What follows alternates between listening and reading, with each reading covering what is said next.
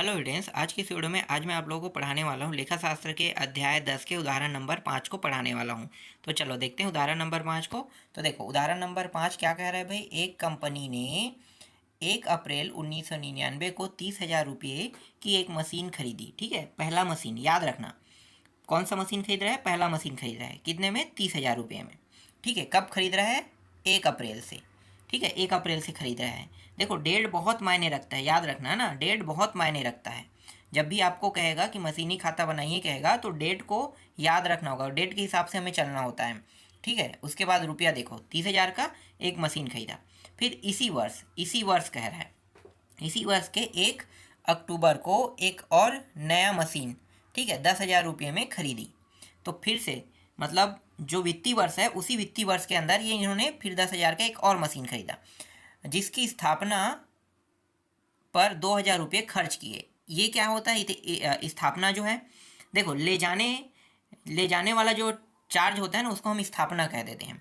जैसे कि मैंने कोई सामान खरीदा, इसको पहुंचा के देना, डिलीवर करके देना, तो डिलीवर करके देते हैं ना तो डिलीवर चार्ज जो है 2,000 पड़ा। तो टोटल जो 10,000 मशीन का प्राइस है और 2,000 प्लस करो कितना होगा? 12,000 रुपया।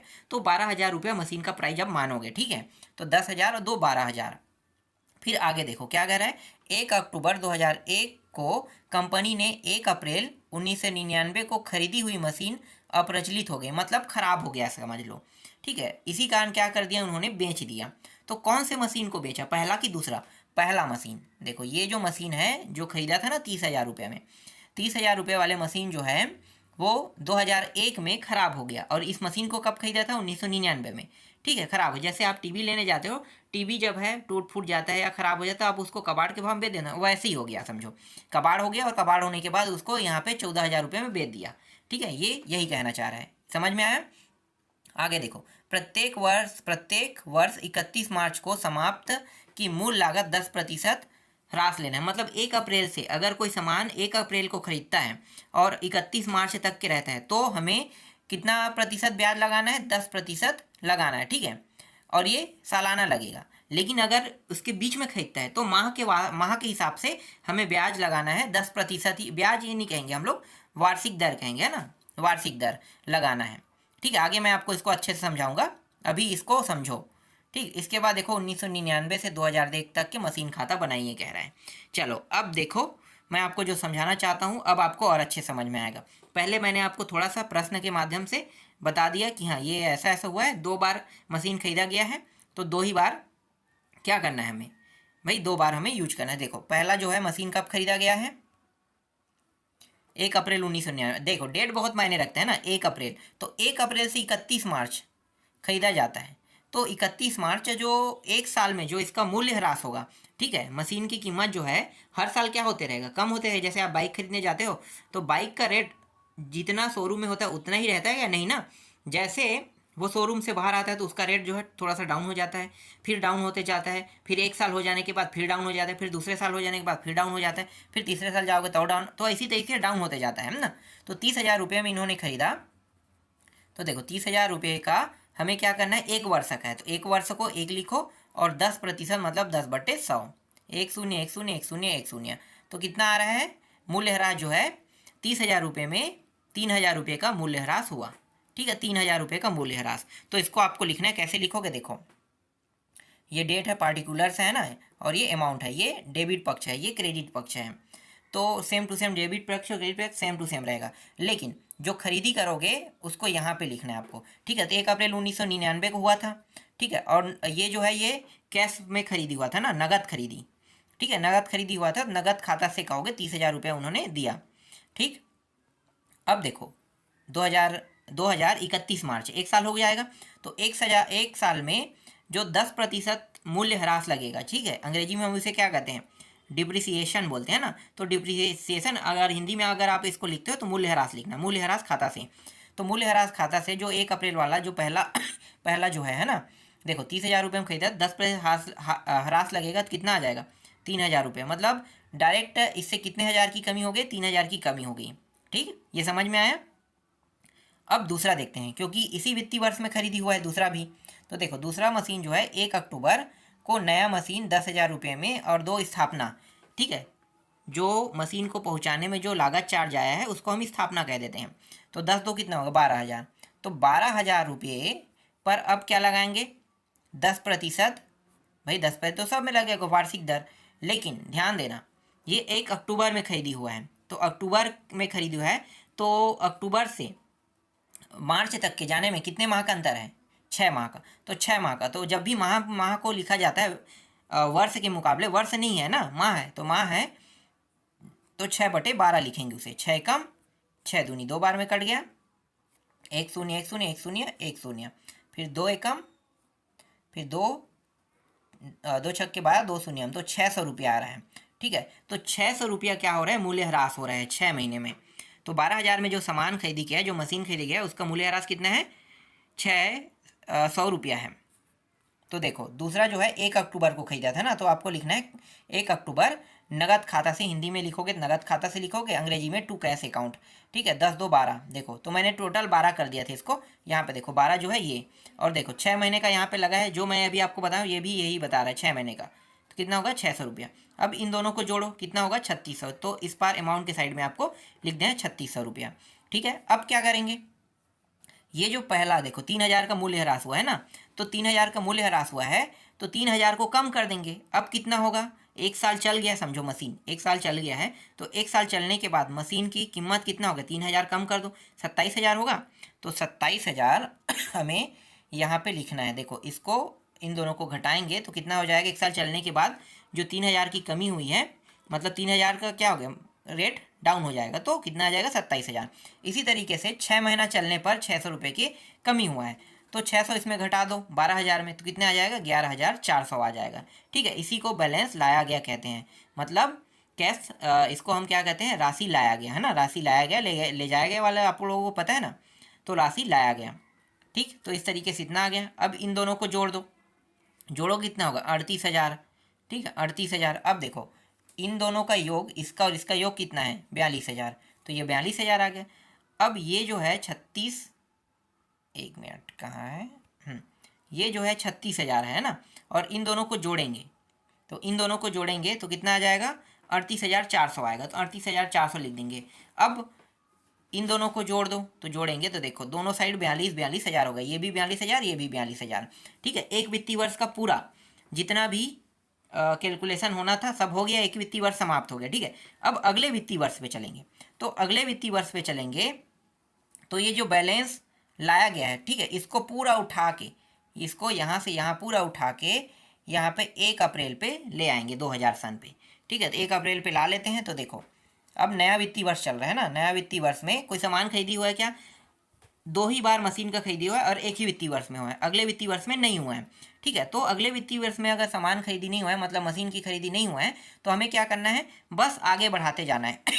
ठीक है, तो ये जैसा है वैसा रहेगा, यहाँ पे कोई खरीदी नहीं हुआ है, तो देखो यहाँ पे 38,400 38,400 रहेगा 31 मार्च पे, मतलब यहाँ तक कोई खरीदी नहीं हुआ। लेकिन मशीन जितना पुराना होते जाएगा उतना क्या होगा भाई, उसके जो हर साल जो प्राइस है वो कम हो रहा है, वो तो कम होते ही जाएगा ना, तो उसको तो लिखेंगे। तो यहाँ पे क्या करेंगे फिर से करेंगे, तो देखो साल भर का इसमें लगेगा। ठीक है, 1 अप्रैल से 31 मार्च तक के जो मूल्य ह्रास है 30,000 रुपये में फिर से लगाओ, तो कितना हो जाएगा 3,000 रुपये। देखो इसमें नहीं लगाना है, ध्यान देना। ठीक है, इसका मूल्य ह्रास नहीं करना है, मेन जो राशि है उस पर करना है। जितने में हमने सामान खरीदा था, कितने में खरीदे थे मशीन को, एक तो 30,000 में खरीदा था और एक 12,000 में, तो हर बार 30,000 12,000 में ही क्या करना है आपको मूल्य ह्रास करना है। ठीक है, और किसी में नहीं लगाना है, ध्यान देना। ठीक है, ये 27,000 और 11,400 दिया, इसको कभी मूल्य ह्रास में मत लेना। ठीक है, मेन राशि जो है उसी पे लिया जाता है, तो 3,000 कमी हो जाएगा। अब 12,000 का 10% निकाल दो, 1 वर्ष का इसमें लगेगा। ठीक है, क्योंकि खरीदी तो नहीं हुआ है, लेकिन मशीन जितना पुराना होते जाएगा उतना क्या होगा हर साल उसके जो मूल्य में ह्रास तो होते जाएगा ना, तो ह्रास को लगा दिए, तो ये 1200 इसमें ह्रास लग गया। इन दोनों को जोड़ोगे तो कितना आ जाएगा 4,200 आ जाएगा। ठीक है, अब ये जो राशि है इसको बस घटाना है हमें। ठीक है, घटाना है, तो पहले वाला जो घटाए थे 3,000 घट के इतना प्राप्त हुआ था ना, और इसमें 600 घटा के इतना प्राप्त हुआ था, तो अब क्या करेंगे इसको भी घटाएंगे। ये जो 3,000 है 27,000 में घटा दो, कितना होगा 24,000। देखो यहाँ पे 24,000 आ गया। अब ये जो 1200 इसको घटा दो 11,400 में, तो कितना आ जाएगा 10,200 आ जाएगा। अब इन दोनों को क्या करते हैं, जोड़ देते हैं, जोड़ेंगे तो इतना आ जाएगा। तो देखो 38,400 और नीचे वाला भी 38,400, अब ये भी हो गया। ठीक है, दोनों का राशि समान हो गया। अब ये भी वित्तीय वर्ष क्या हो गया, कंप्लीट हो गया, तो कंप्लीट मान लेते हैं। ठीक है, यहाँ तक आपको समझ में आया। चलो अगला देखो, अब यहाँ पे देखो 2001 अप्रैल का देखते हैं। ठीक है, तो अब क्या करेंगे, इस पूरे को फिर से उठा के यहाँ पे लेकर आ जाएंगे, देख लो। ठीक है, उठा के लेके आ गए, क्योंकि सामान खरीदी तो हो नहीं रहा है, तो जो है जैसा है वैसा है वही यहाँ पे रखेंगे। ठीक है, लेकिन यहाँ पे एक चीज़ ध्यान देने वाली बात यह है कि ध्यान का आपको क्या देना है कि जो 30,000 का जो सामान खरीदा था ना, जो मशीन, सामान मतलब मशीन, यहाँ पे मैं सामान बोल देता हूँ, उसे मशीन ही समझना। ठीक है, तो 30,000 का जो मशीन खरीदे थे वो कब खराब हो गया था, 1 अक्टूबर 2000, है ना, 1 अक्टूबर नहीं नहीं, यहाँ पे ये हो गया था, हाँ 1 अक्टूबर को ख़राब हो गया था। ठीक है, तो 1 अक्टूबर को ख़राब हो गया, तो ख़राब होने के बाद क्या हो गया, 14,000 में बेच दिया मतलब कबाड़ी के भाव में बेच दिया, तो 14,000 में बेचा, तो यहाँ पे 14,000 को लिखेंगे। ठीक है, 14,000, तो जो अक्टूबर में ये ख़राब हो रहा है, तो अक्टूबर में ख़राब हो रहा है, तो अक्टूबर में ख़राब हुआ है, तो इसका मतलब ये है कि 6 महीने बस का हमें क्या निकालना है, डेप्रिसिएशन निकालना है, क्योंकि ये पूरा अप्रैल तक तो नहीं जा रहा है, सिर्फ 6 महीने जा, तो 6 महीने का कितना होगा, 30,000 का आधा, 30,000 का 10 पे 3,000 होता है, 3,000 का 6 महीने का कितना होगा, 1,500, तो 1,500 यहाँ पे लगा है। ठीक है, ये समझ में आ गया। ठीक है, अब आगे देखो, अब प्रॉफिट और लॉस निकाल लेते हैं इसी का, क्योंकि यहाँ पे प्रॉफिट हुआ है कि लॉस हुआ है। तो क्या करेंगे, 14,000 और 1,500 दोनों को जोड़ दो, जोड़ोगे तो कितना होगा, 15,500 होगा ना। तो 24,000, ये जो 24,000 है इसको 15,500 में घटा दोगे, तो घटाओगे तो कितना आ जाएगा, 5, और ये हो गया 13, 8,000, 8,500। देखो यहाँ पे आया ना, प्रॉफिट लॉस निकाले हैं, तो ये जो है प्रॉफिट लॉस इसी से निकालते हैं। अगर बेचने के बाद और उसका जो डिप्रिसिएशन है मतलब मूल्य है उसको घटाने के बाद क्या कर दिए, जो प्रॉफिट लॉस है वो आ गया, तो प्रॉफिट लॉस में कितना आया, 8,500 आ गया। ठीक है, 8,500 पता चल गया कैसे आया। अब क्या करेंगे, अभी हमारे पास जो दूसरा मशीन है, ठीक है, जो 10,000 का जो 12,000 का मशीन है वो अभी भी बचा हुआ है, तो उस पर क्या करेंगे, सिर्फ मूल्यह्रास लगाएंगे। तो देखो यहाँ पे मूल्यह्रास लगा दिया 1,200 रुपये का। ठीक, अब इस साइड का कितना है, 34,200, और इन सभी को जोड़ो, तो जोड़ेंगे तो ये आ रहा है 9,000 जो है कम पड़ा है, तो 9,000 को यहाँ पे जैसे ही ऐड किए तो इसका जो राशि है और इसका राशि, दोनों का राशि क्या हो गया, बराबर हो गया। ठीक, अब ये भी क्या हो गया, ये भी वित्तीय वर्ष कंप्लीट हो गया। अब ये जो बचा है ना बैलेंस लाया गया को 1 अप्रैल पे क्या करेंगे, ले जाएंगे। ठीक है, तो इस तरीके से यहाँ पे ला लिए, और 2 ही वर्ष का बनाने के लिए कहा था, 2 वर्ष का यहाँ पे कंप्लीट हुआ। समझ में आया, बस इतना ही करना है, कुछ ज़्यादा कुछ इसमें करने की आवश्यकता नहीं है। ठीक, देखो एकदम ज़्यादा डिटेल से समझाने की ज़रूरत भी नहीं था, इसलिए मैंने थोड़ा सा इसको हल्का कर दिया है। इससे पहले वाले प्रश्नों को मैंने बहुत बारीकी से समझाया था, एग्जाम्पल नंबर 3, एग्जाम्पल नंबर 4 को। ठीक है, पाँचों को थोड़ा सा कम कर दिया हूँ। जब आप सभी एग्जाम्पलों को देखोगे ना, तो ये जो पाँचवा है ये भी स्पष्ट आपको अच्छे से समझ में आ जाएगा। इसके बाद देखो एग्जाम्पल नंबर 6वां, देखो यहाँ पे एक ट्रांसपोर्ट कंपनी ने 4 ट्रक खरीदा, और पर ट्रक की कीमत कितना है, 3,00,000 रुपये। ठीक है, और खरीदी कब किया था, 1 जुलाई को, तो जुलाई में खरीदी कर रहे हैं, और हमारा वित्तीय वर्ष क्या होता है, 1 अप्रैल से 31 मार्च है, तो आपको पता है क्या करना है ना। उसके बाद देखो 1 जनवरी 1999 को एक ट्रक दुर्घटनाग्रस्त से क्षति हो गया, और बीमा कंपनी से उन्हें 1,92,800 रुपये प्राप्त हुए। उसी तारीख को कंपनी ने दूसरा ट्रक 3,10,000 रुपये में खरीदा, और इसके जो 10% मूल्य ह्रास पर लगती है, तो 31 मार्च 1999 तक समाप्त वर्ष तक का ट्रक खाता बनाइए। ट्रक खाता बनाने के लिए कहें, देखो बहुत आसान है। कैसे आसान है, देखो 4 ट्रक खरीद रहे हैं, लेकिन एक ट्रक जो है क्षतिग्रस्त हो रहा है, तो हम चारों ट्रक को एक साथ नहीं लिख सकते। एक ट्रक को ए मान लेते हैं, बाकी ट्रक को बी मान लेंगे। ठीक है, एक ट्रक को ए मानेंगे तो एक ट्रक की कीमत 3,00,000, और बाकी जो 3 ट्रक है, क्योंकि 4 ट्रक खरीदे ना, तो बाकी ट्रक की कीमत कितना है, 9,00,000। कितना होगा, 9,00,000। अब दोनों को हम एक साथ क्यों नहीं रख रहे हैं, सबसे पहला सवाल आपके मन में ये होगा कि दोनों को एक साथ क्यों नहीं रख रहे हैं, मतलब चारों जो ट्रक है, चारों ट्रक को एक साथ क्यों नहीं रख रहे हैं। आपके जो सवाल रहेगा उसमें पॉइंट है, लेकिन यहाँ पे कह दिया है कि आपका एक ट्रक क्या हो रहा है, क्षतिग्रस्त हो रहा है। तो भाई क्षतिग्रस्त हो रहा है मतलब नुकसान हो, तो एक ट्रक को बाहर कर देते हैं ना, क्योंकि उसके कैलकुलेशन में कहीं ना कहीं जाके ये फंसेगा, और फंसेगा तो हमें उस एक ट्रक को पहले क्या करेंगे, उस एक ट्रक को अलग से निकालना पड़ेगा ना, बाकी ट्रक का तो चलते रहेगा, लेकिन जो एक ट्रक क्षतिग्रस्त हुआ है उसका तो हमें कैलकुलेशन अलग करना ही पड़ेगा। तो हम अभी से अलग कर दे तो ज़्यादा अच्छा रहेगा। समझ में आ गया? इसीलिए हम लोग क्या कर रहे हैं, यहाँ पे चारों ट्रकों में से एक ट्रक को पहले ही बाहर कर देते हैं जो क्षतिग्रस्त हो रहा है, और 3 ट्रक को साथ में ले रहे हैं। तो चलो देखो यहाँ पे कब खरीदी किया गया है ट्रक को, 4 ट्रक में से एक ट्रक देखो देखो जुलाई में खरीदे गया, 1 जुलाई में नगद में खरीदे गया है, टोटल 12 लाख का होगा। यहाँ पे देखो ए और बी पॉइंट दिया है, एक ट्रक जो क्षतिग्रस्त होने वाला एक ट्रक है, और 9 लाख का जो 3 ट्रक है उसको बी पॉइंट में रख दिए। ठीक है, अब देखो जुलाई से आपको ये मार्च तक के जाना है, 31 मार्च मतलब 1 अप्रैल। तो कितने माह हो रहे हैं, गिन लो भाई, जुलाई से तो 9 माह हो रहा है ना। तो 9 माह का आपको क्या निकालना है, मूल्य ह्रास निकालना। देखो ये बाई डिप्रिसिएशन अकाउंट लिखा हुआ है, तो मूल्य ह्रास निकालो। तो 9 माह का मूल्य ह्रास कैसे निकालते हैं, तो देखो 3 लाख, मैं आपको बताता हूँ, ठीक है। 3 लाख गुणित 9/12, माह है तो 9/12 लिखेंगे, फिर 10/10/100, 1 शून्य 1 शून्य 1 शून्य 1 शून्य कट गया। इसके बाद ये जो है 3 तिया और 3 चौके, ये भी कट गया। आगे इसको हल करेंगे तो ये हो जाएगा 3 सत्ते 3 अट्ठे 24, 8 2 शून्य 3 पंचे, उसके बाद है 3 शून्य, है ना, तो 2 शून्य इस तरीके से, तो 8500, 85 गुड़ी 3 कर दो, 8 2 16, 85 ज़्यादा हो रहा है क्या,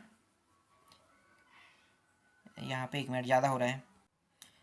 ठीक है, यहाँ पे कहाँ पे, हाँ 1 मिनट यार, 4 सत्ते 28 से 1 मिनट ये गलत हुआ था। ठीक है, 4 सत्ते 28, ये 5, हाँ ठीक है 7500। ठीक है, 75 गुड़ी 3 कर दो तो 22,500 आ जाएगा, 22,500। ठीक है, तो 22,500 आ गया। अब इसी तरीके से क्या करेंगे, इस 9 लाख का भी करेंगे, तो 9 लाख का भी वैसे ही करो। तो 9 लाख का करेंगे तो 9/12 रहेगा और 10 गुड़ी 100 रहेगा। ठीक है, ऐसे ही निकालेंगे तो ये 64,500 आ जाएगा, 64,500। अब इन दोनों को जोड़ोगे तो कितना आएगा, 90,000। ठीक है, अब इनको यहाँ पे घटा दो, इसको यहाँ पे घटा दो, क्योंकि हर साल क्या होता है, मूल्य ह्रास होता है ना। तो ये तो 9 महीने का मूल्य ह्रास है, तो 9 महीने में 3 लाख में कितना कमी होगा, तो 3 लाख में 22,500 रुपये कमी करोगे तो ये हो जाएगा 2,77,500 रुपये होगा।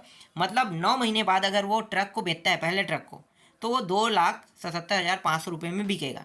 ठीक है, और ये जो दूसरा ये जो ट्रक है ना 9 लाख का, जो 3 ट्रक है साथ में, ठीक है, जो बी पॉइंट में है, अगर उनको बेचता है 9 महीने बाद, सभी के सभी ट्रकों को, तीनों ट्रक को जो 9 लाख का है उनको, ठीक है, 67,000 माइनस करके, 67,000 ये 500 जो दिया इसको माइनस करके बेचता है, तो वो बिकेगा 8,32,500 रुपये में बिकेगा। अब इन दोनों को जोड़ो, तो जोड़ोगे तो ये प्राइस आएगा, तो ये 12 लाख। अब इन दोनों को भी जोड़ोगे तो ये भी क्या हो जाएगा, 12 लाख। एक वित्तीय वर्ष समाप्त हुआ। ठीक है, एक वित्तीय वर्ष ये पूरा समाप्त हो गया। ठीक है, अब इस 11 लाख को क्या करेंगे, यहाँ पे लेके आ जाएंगे। देखो ये रहा, और जो राशि है ए बी का वो भी ये आ जाएगा, है ना, balance B D A D वाला। समझ में आ गया ना, बी डी है, सी डी है। ठीक है, ये इसी तरीके से लाया गया, ले जाया गया।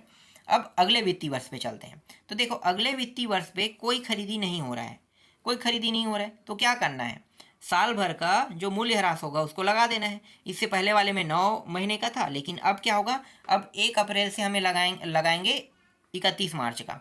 तो जो 3 लाख रुपया था, ठीक है, इसमें आपको नहीं लगाना है, याद रखना। ठीक है, मेन राशि पर ही हमें क्या करना है, हर बार जो है मूल्य ह्रास लगाना है मेन राशि पर, 3 लाख पे। तो 3 लाख का 10% निकालोगे कितना है, कितना आएगा भाई, 30,000 आएगा। तो 30,000 इसमें हो गया, और जो तीनों ट्रक मिला के करेंगे तो कितना होगा, 90,000। तो टोटल कितना होगा, 1,20,000 रुपया। ठीक है, 1,20,000 रुपये कम हुआ। अब ये क्या करेंगे, जो 2,77,500 है ना, जो पहला ट्रक है, पहले ट्रक है, अगर उसको 1 साल और आगे ले जाते हैं, ठीक है, आगे ले जाएंगे, 30,000 रुपये का कमी हो जाएगा। तो 30,000 रुपये कमी होकर कितना हो जाएगा, ये 2,47,500। मतलब अगर इसको 1 साल और 9 महीने बाद, है ना, 1 साल 9 महीना हो गया, तो अभी जो निकला 1 साल 9 महीने, 1 साल 9 महीने बाद अगर इसे बेचता है ट्रक को, तो ट्रक की जो कीमत है वो है 2,47,500 रुपया है। समझ में आ गया। और यहाँ पे 90,000 इसको भी इसमें ऐड कर देंगे, जो बी है, तीनों ट्रक मिला के।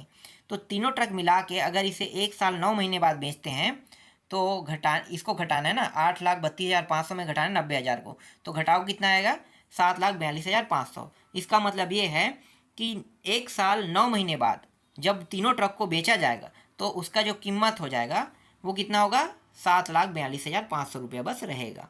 ठीक है, क्योंकि बाकी जो है समय के साथ क्या हो गया, उसके मूल्य में कमी आ रहा है, तो इसी के लिए हम इसे क्या कहेंगे, मूल्य ह्रास कहेंगे। तो मूल्य ह्रास इतना हुआ। ठीक है, अब इन दोनों को जोड़ दो तो कितना आएगा, इतना आएगा। अब इन दोनों को जोड़ोगे तो देखो जितना राशि यहाँ पे उतना राशि यहाँ भी आ जाएगा। इस तरीके से एक और वित्तीय वर्ष यहाँ पे क्या होता है, कंप्लीट होता है। ठीक, ये भी वित्तीय वर्ष कंप्लीट हो गया। अब आगे देखो 1998 पे आते हैं, 1 अप्रैल 1998 में। तो ये पूरा जो है पूरा का पूरा उठा के फिर लेके यहाँ पे आ जाएंगे। ठीक है, आगे उठा के, ठीक, ये पूरा का पूरा आगे। अब आगे जब प्रश्न हमने पढ़ा था तो प्रश्न में फिर से एक बार और ट्रक खरीदा गया है। जब ट्रक खराब हो गया था, देखो देखो मैं आपको दिखाता हूँ, देखो यहाँ पे फिर से ट्रक खरीदा गया। कब ट्रक खरीदा, उसी तारीख को दूसरा ट्रक खरीदा गया। जिस तारीख को जो मतलब जो 1 जनवरी 1999 को एक ट्रक क्या हो गया था, क्षतिग्रस्त हो गया था ना, उसी तारीख को दूसरा खरीद रहा है।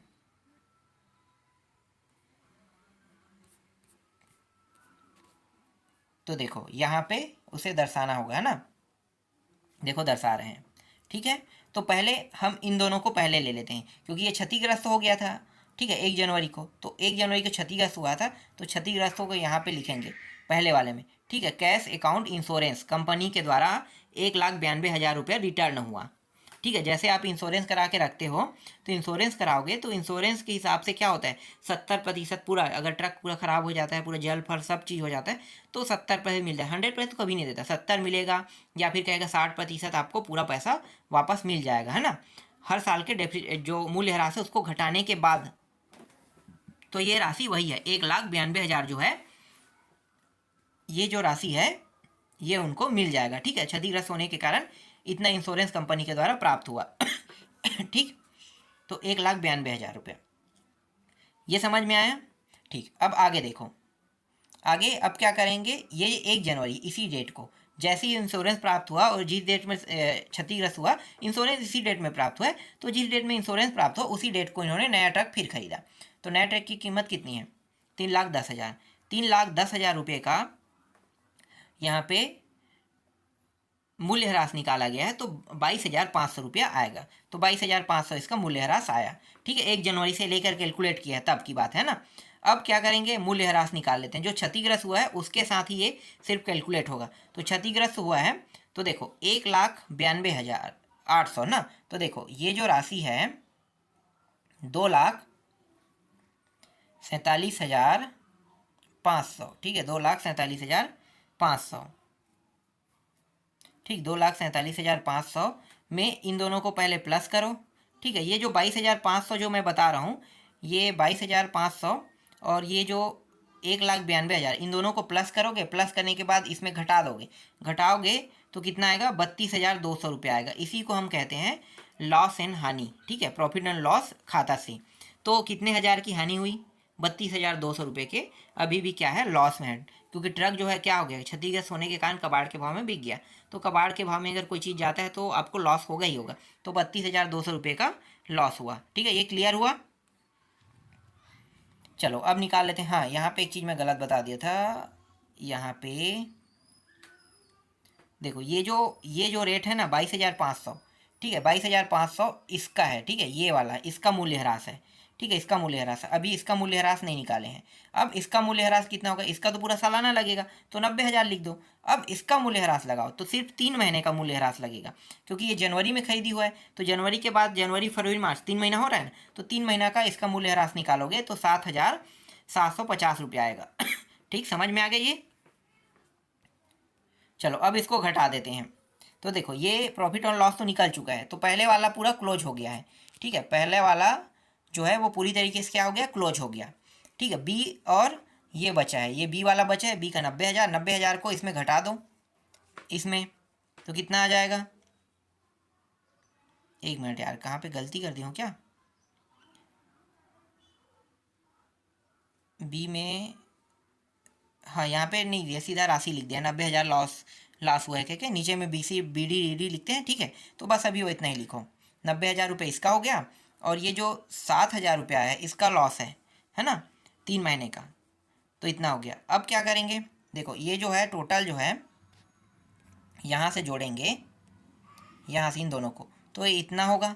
अब यहाँ से इतने को जोड़ो, कितना हो रहा है, तो इन सभी को जोड़ने पर ये आ रहा है ना, जितना भी आ रहा है, मैं कैलकुलेट नहीं कर रहा हूँ, तो जितना आएगा जोड़ने पर, ठीक है, इस जोड़ को क्या करना है, इसके साथ घटा देना है, बस घटाओगे तो ये आ जाएगा 9,54,000, जो यहाँ पे आपको दिखाई दे रहा है ना, 9,54,750 रुपये आएगा, ठीक है। तब क्या होगा, दोनों के साइड, ये दोनों साइड बराबर हो जाएंगे, और इसी को अगले साल के नए डेट में ले जाना है ना। अगले साल क्या होगा, 1 अप्रैल शुरू होता है, तो इसके लिए 1 अप्रैल क्या होगा, नया नया वित्तीय वर्ष हो जाएगा, उसमें ले जाएंगे तो इतना पैसा आएगा। तो यहाँ तक कि हमें क्या करना है, इसे स्टॉप करना है, क्योंकि यहीं तक इन्होंने क्या कहा था, निकालने के लिए कहा था। समझ में आया?